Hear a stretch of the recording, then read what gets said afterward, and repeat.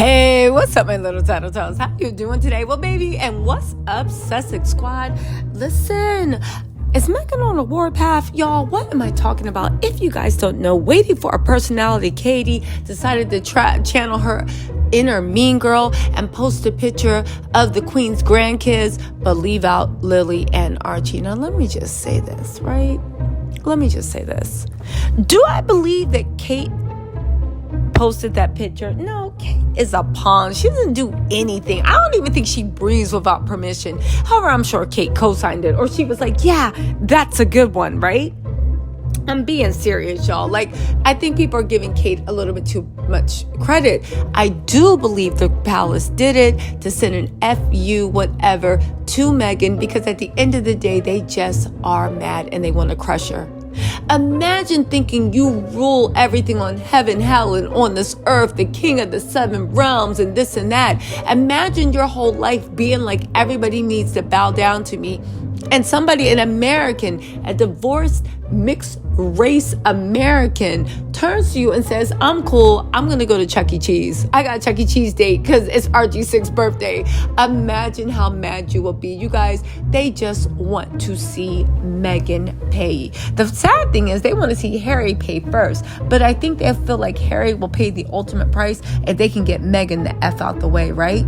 Now, around that time, a couple of curious things happen. One, Sarah Ferguson's, right, is pathetic. She's been begging to be let back in the royal fold. And even though she even threw Meghan and Harry under the bus, hoping it will get her on Charles and Camilla's good side. But she's still getting the cold shoulder. And now she's going on TV and sloppily trying to defend Prince Andrew, right? Also, Simon Case, who became private secretary to Prince William and Kate in June 2018, after Harry and Meg's wedding, he's being sued for discrimination and harassment. This is the same Simon Case who claimed Meghan was a bully. Interesting, right? But more importantly, an article dropped that said that Meghan, the Duchess of Sussex, wrote to King Charles over racism concerns. Now, get this, you guys. I have a controversial opinion. I want to get your opinion on this too, but let me just finish, right? So, this is the way I see things. When this article first dropped, I assumed that it was somehow Charles and them trying to make Meghan look bad, and they're the ones that briefed against. But the more I read the article and saw what was said, the more I'm like, wait, this reads a little bit pro Meghan, right? So let's talk about, let me just give you my opinion, then I'm going to read the article, then I want to hear what you guys have to say, but just hear me out, right? I think that article was clearly sourced by Meghan's people, because it does a couple of things. It confirms that Charles knew and knows of the person who made racist remarks, because he and Meghan had several letters of correspondence. Meghan loves her letters. Now, side note, I do think the person that did it loves apples, oats, curds, whey, and sherry at inappropriate times. Yeah, we're talking about the horsey known as Camilla. The fact that Charles got involved to kind of smooth things over with Meghan lets me know that I'm not saying it is Camilla. I'm saying that if I find out for a fact it is Camilla, I wouldn't be surprised. Now, get this. Remember back when those fake bully claims came out? Meghan and her lawyers let it be known that she has receipts and a paper trail that proves the family was well aware of the racism she was dealing with from the staff and family members. These are those receipts. These are the receipts she's talking about, that the family was aware. You cannot say that the current king, and at that time, the Prince of Wales, who was operating as the regent king, had no idea what was going on. These are the receipts that Meghan speaks of. Again, this is just my opinion. It sounds like she's fed up. She's just fed up with them. And stuff is slowly going to start leaking stuff to the press. And I want to say this, good for her. 'Tis her right. It happened to her. The palace leaks anything they want. Why not? It's almost as if that timing of the kids, really just said, listen, I put up with this, I put up with this, I put up with this.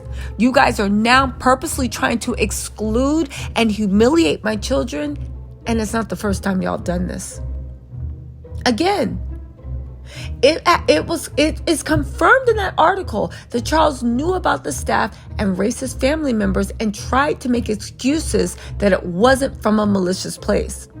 Also, Meghan's letting it be known that it's not about Archie's birthday on why she turned down the invitation. In that article, it says she is concerned about how her children have been treated from the start and gave multiple examples in the piece. And Charles had refused to address any of her concerns. And don't forget, the timing of the article was one day after Kate posted that picture honoring Queen Elizabeth with her grandchildren, but intentionally chose one without Archie or Lilibeth. I'm just assuming, and again, just hear me out, that the slight to Meghan's kids enraged Meghan, and she's decided to source that article to let it be known that they are still treating their mixed-race grandkids like second-class embarrassments. And here's the icing on the cake. Omid Scooby, who you know does not... I don't think he's in Meghan's pocket at all, but I do know that he would not retweet or tweet anything that had any false information.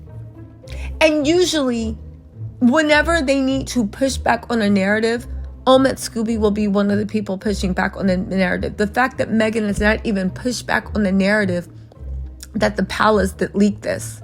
Anyway, Scooby retweeted the Telegraph that said the Duchess of Sussex expressed her concerns about unconscious bias in the royal family in a letter to the king.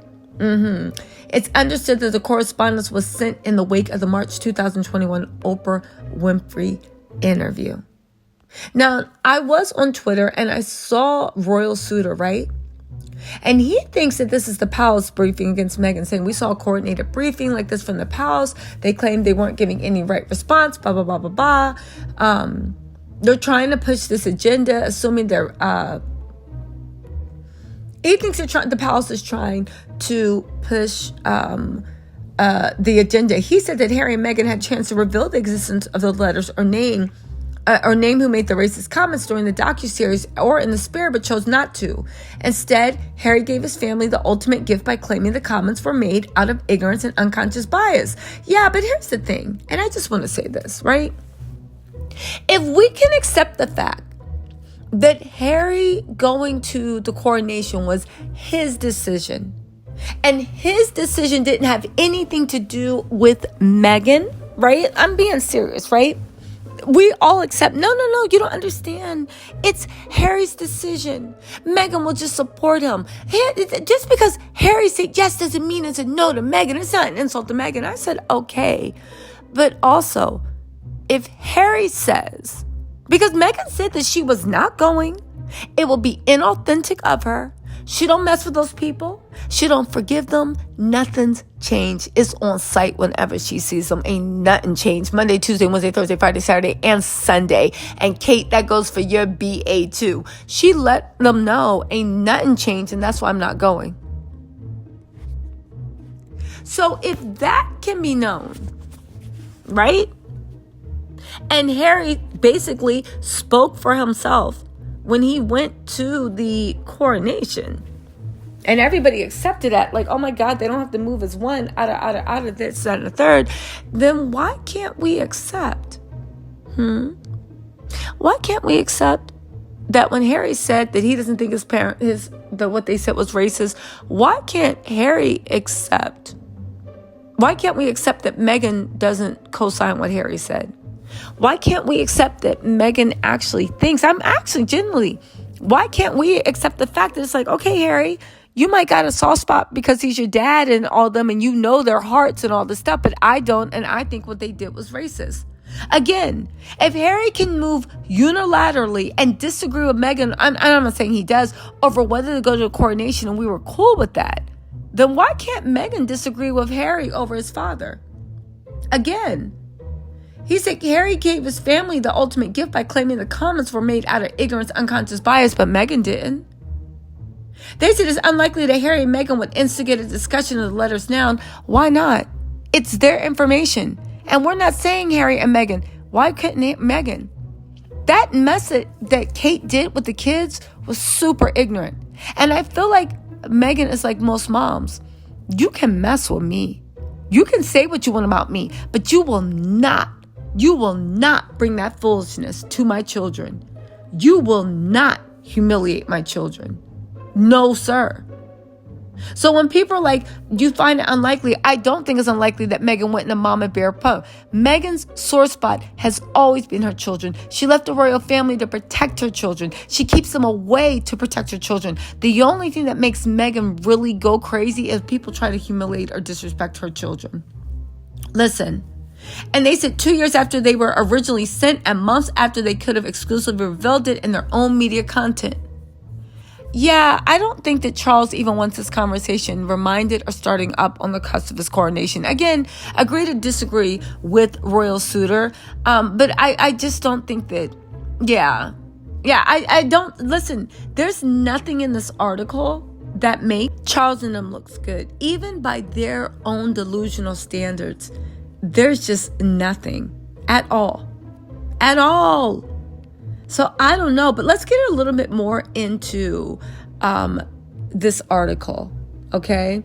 I will say this with this article, it literally is a bunch of little things that calls out mainly Charles, but it indicts the whole royal family. These are the receipts.